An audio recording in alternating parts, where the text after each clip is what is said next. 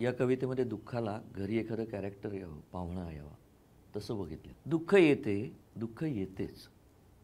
पुढचे दार उघडले नाही तर मागच्या दारातून, सांदी फटीतून, खिडक्यात अवधानातून, अगदी पाणी गेलेल्या नळातून, पण दुःख येतेच.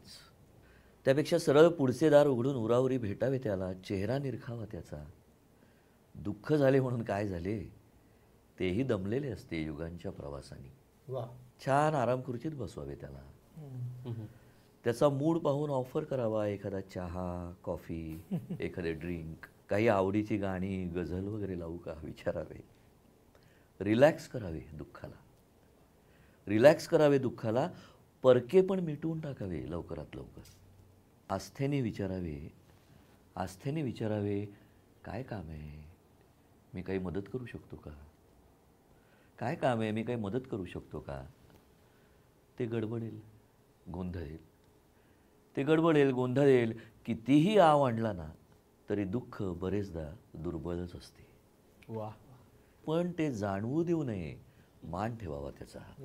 आदराने नाही, प्रेमाने करावी विचारपूस.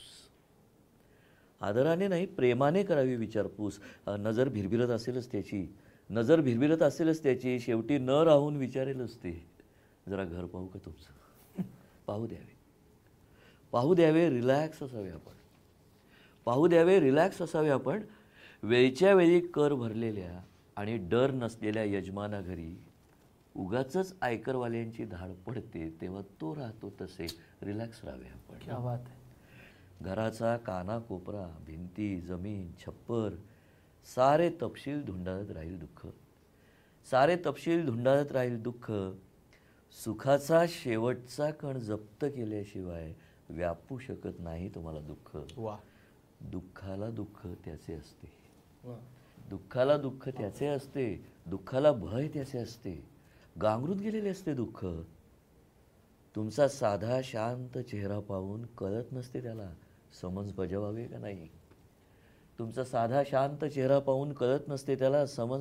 का नाही.